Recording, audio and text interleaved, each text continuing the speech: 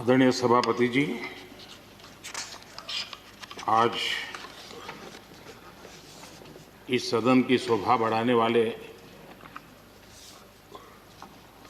सदन में जीवंतता लाने वाले और सदन के माध्यम से जनसेवा में रत ऐसे चार हमारे साथी, उनका कार्यकाल पूर्ण होने के कारण नए कार्य की ओर कदम रख रहे हैं।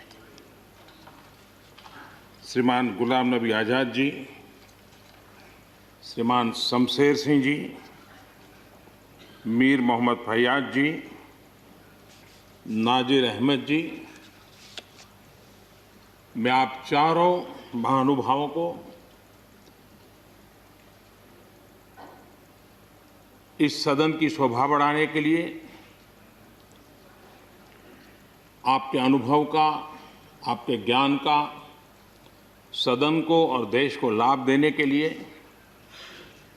और अपने क्षेत्र की समस्याओं का समाधान के लिए आपने जो कुछ भी योगदान किया है, उसके लिए मैं सबसे पहले तो आपका धन्यवाद करता हूं।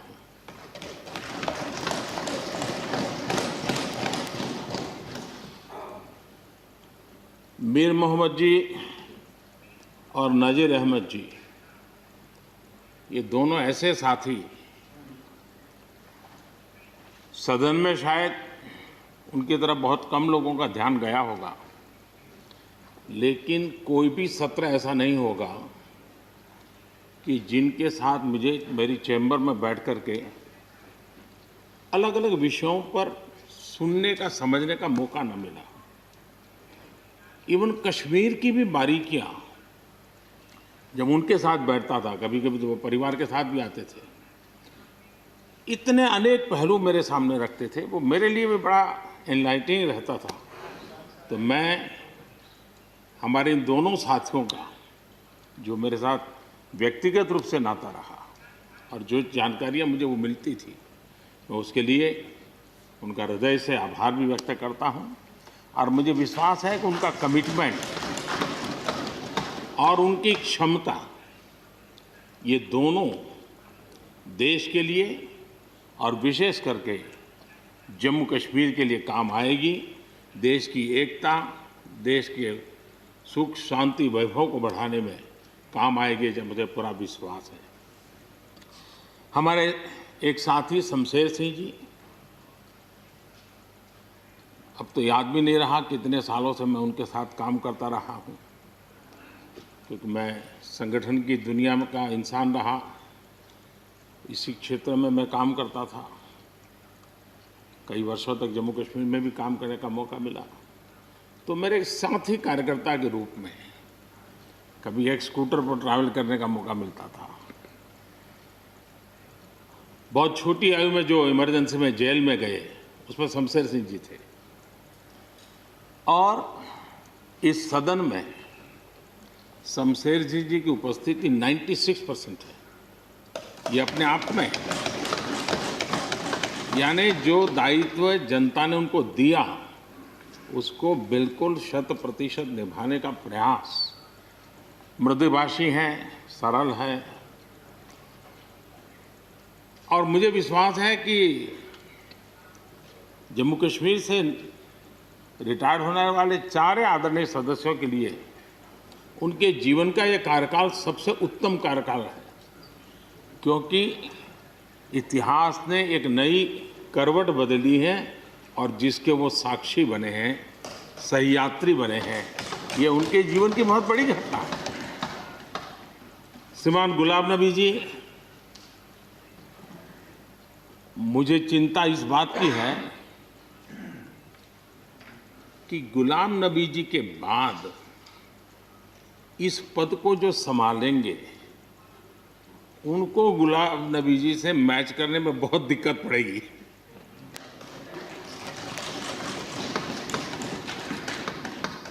क्योंकि गुलाम नबी जी अपने दल की चिंता करते थे, लेकिन देश की और सदन की भी उतनी ही चिंता करते थे।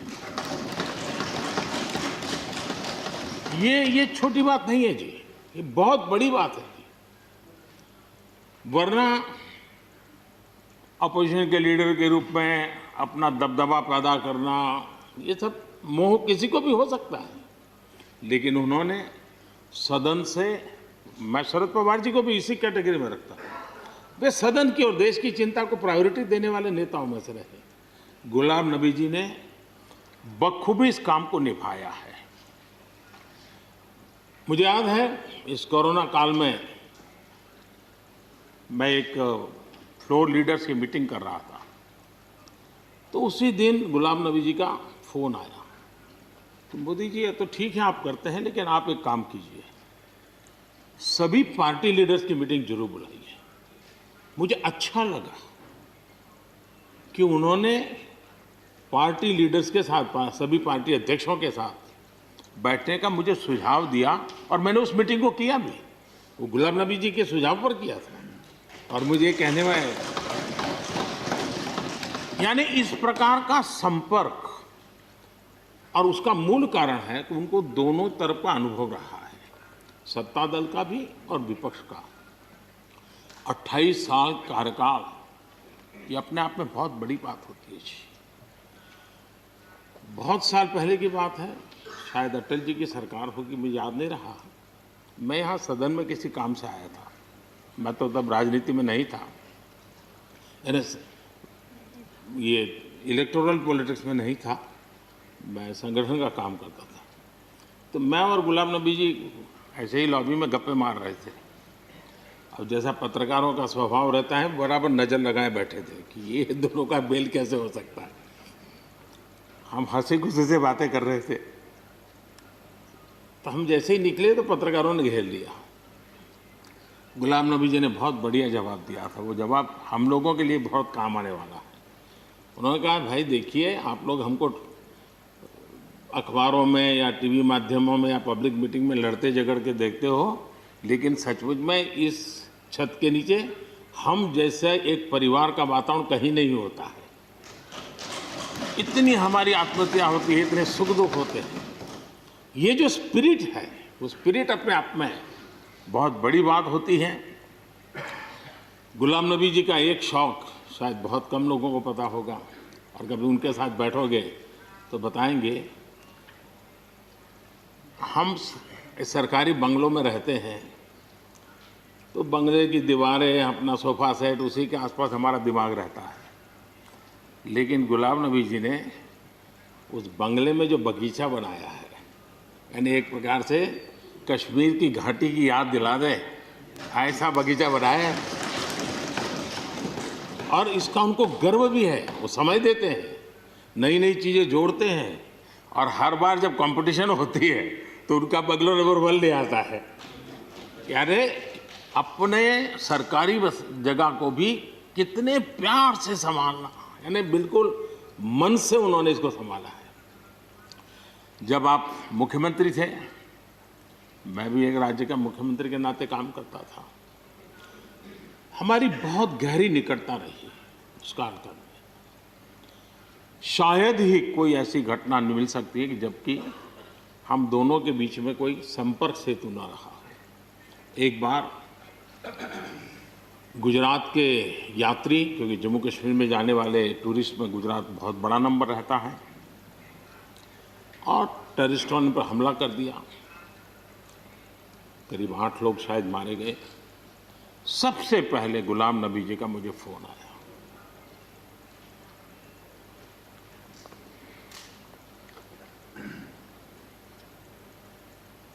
और वो फोन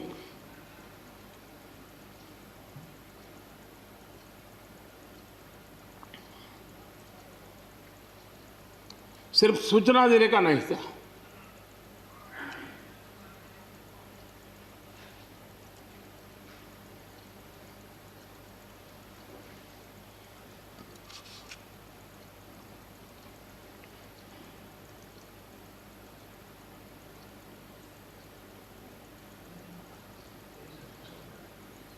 उनके आंसू रुक नहीं रहे थे। फोन पे उस समय प्रणब मुखर्जी साहब डिफेंस मिनिस्टर थे। मैंने उनको फ़ोन किया, मैंने कहा साहब अगर फोर्स का हवाई जहाज़ मिल जाए डेड बॉडी को लाने के लिए। रात देर हो गई थी। प्रणब मुखर्जी साहब ने कहा आप चिंता मत कीजिए, मैं करता हूँ व्यवस्था। लेकिन रात में फिर गुलाम नबी जी का फोन आया। वे एयरपोर्ट थे।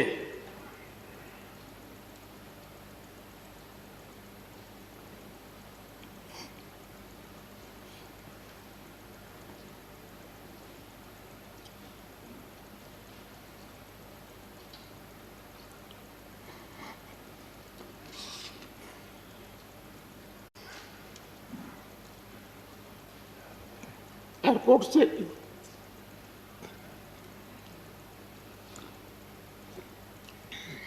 उन्होंने मुझे फोन किया और जैसे अपने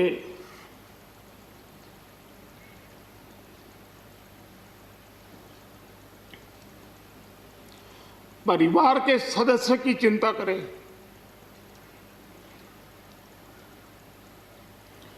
वैसी चिंता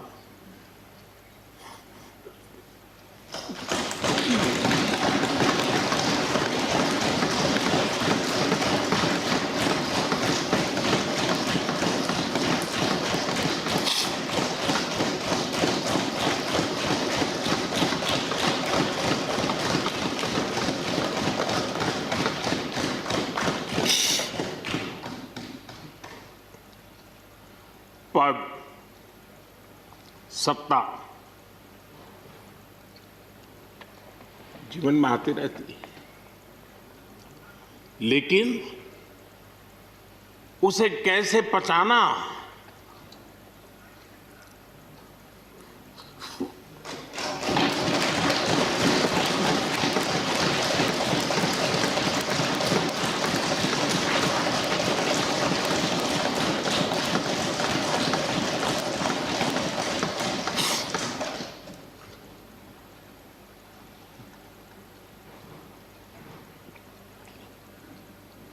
मेरे लिए बड़ा भावुक पल था।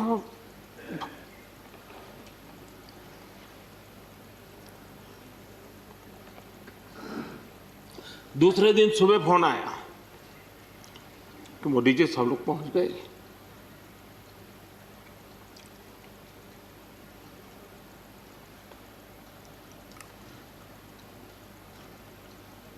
इसलिए एक मित्र के रूप में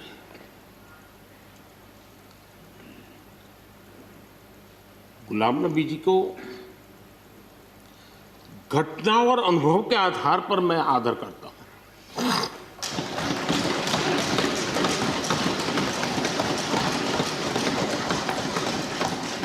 और मुझे पूरा विश्वास है कि उनकी सौम्यता, उनकी नम्रता, इस देश के लिए कुछ कर गुजरने की उनकी कामना, वो कभी उनको चैन से बैठने नहीं देगी।